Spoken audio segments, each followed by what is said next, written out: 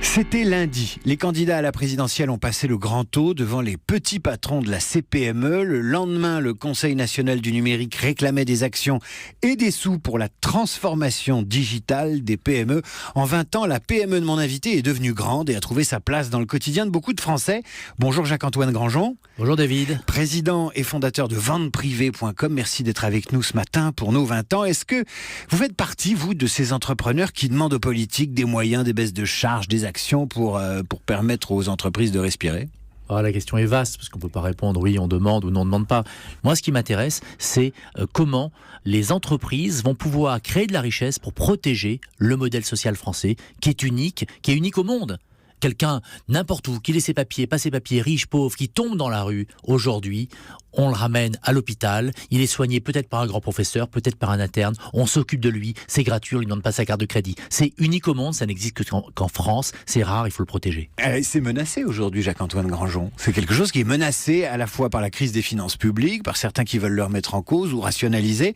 Que peuvent dire les patrons dans ce débat-là ? Les patrons, eux, sont là pour créer des aventures dans les entreprises, pour être profitables, bien évidemment, mais la profitabilité, ce n'est pas que ça. Une entreprise, c'est de la diversité. Moi, je le dis tout le temps, on est dans le 93, on a toute religion, toutes les couleurs, toutes les races, toutes les nationalités dans notre entreprise. Il n'y a jamais de soucis. Et donc, cette diversité dont on parle partout, elle s'exerce dans l'entreprise. Donc, l'entreprise, ce sont des projets menés par des hommes et des femmes ensemble. Et les patrons sont là pour créer de la profitabilité, créer de la richesse et qui soit partagée. Mais en tant que représentant de vente privée, je suis une société, vente privée est une société européenne, et ce que j'attends des hommes politiques, c'est qu'ils créent une Europe qui est le continent qui a vécu tellement de choses, à la fois belles et terribles, qui est un continent de culture, un continent d'histoire, un continent d'innovation, un continent peuplé d'un grand nombre d'habitants, c'est 680 millions d'habitants.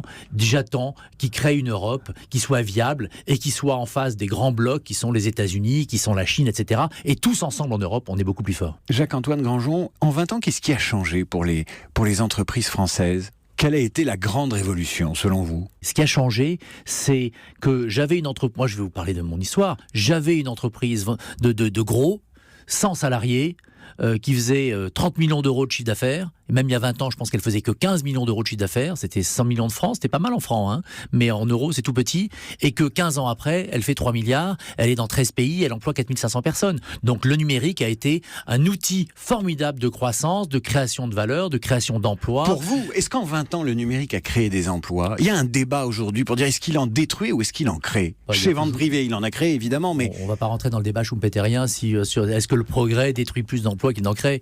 La réalité, c'est qu'il crée des emplois nouveaux, des emplois avec des expertises nouvelles, qu'il faut en permanence se remettre son logiciel en place pour avoir l'occasion d'exercer ces nouveaux emplois. Donc l'éducation est fondamentale, les écoles de développeurs sont fondamentales, l'éducation doit se remettre en cause aussi. Alors justement, vous êtes allé à Créteil parler devant des lycéens cette semaine, avec Xavier Niel, le patron de Free.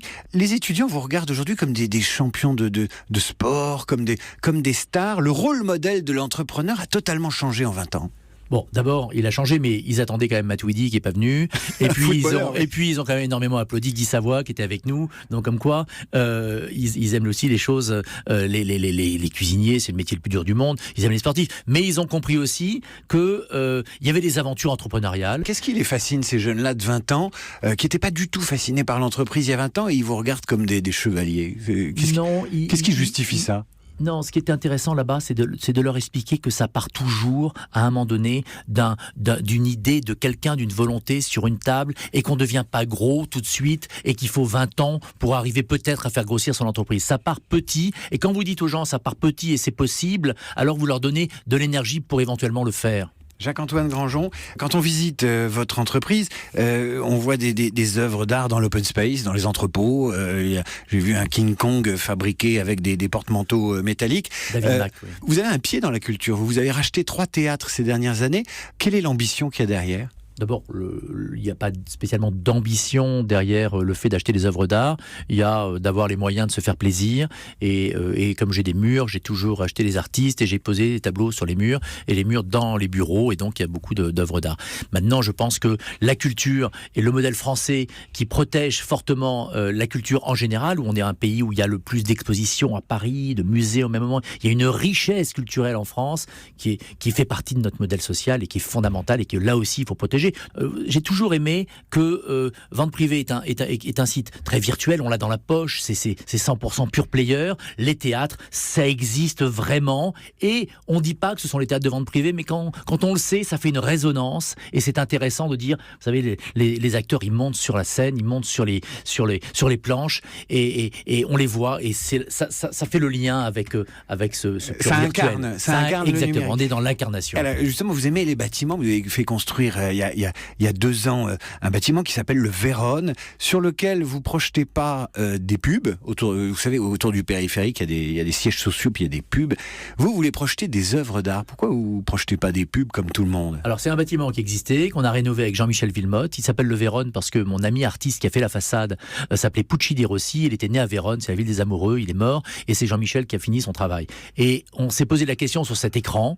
Et au début, je m'étais dit, waouh, on va faire de la pub pour nos marques. À chaque fois qu'on a une marque sur vente privée, on fera la pub. Et puis à un moment donné, j'ai réfléchi, je me suis dit, mais on est inondé de publicité. Les gens sont sur le périphérique, soit ils rentrent de voyage, soit ils partent travailler, ils sont dans leur voiture. Je vais leur mettre sur cet écran un petit moment de poésie, un petit moment de charme, un moment d'évasion, et ça va leur donner un petit peu de bonheur, plutôt que de leur mettre une publicité. Et en plus, je suis même pas sûr que j'aurais eu la permission de mettre des publicités. Donc finalement, ça tombe très bien, c'est beaucoup plus puissant. C'est mégalo ou pas? D'offrir des poèmes aux gens, non, c'est pas mégalo, c'est romantique. Tiens, puisque vous parlez de romantisme, à 20 ans, vous étiez qui? Vous faisiez quoi, Jacques-Antoine Granjon? À 20 ans, je faisais une école de commerce, j'étais étudiant, je foutais franchement pas grand-chose, je sortais beaucoup, et je m'interrogeais quand même sur comment j'allais pouvoir gagner un peu d'argent pour inviter mes copines à dîner. S'interroger sur la façon dont on invitera sa copine à dîner, c'est une bonne question. En tout cas, à 20 ans. Jacques-Antoine Granjon, merci. Merci David.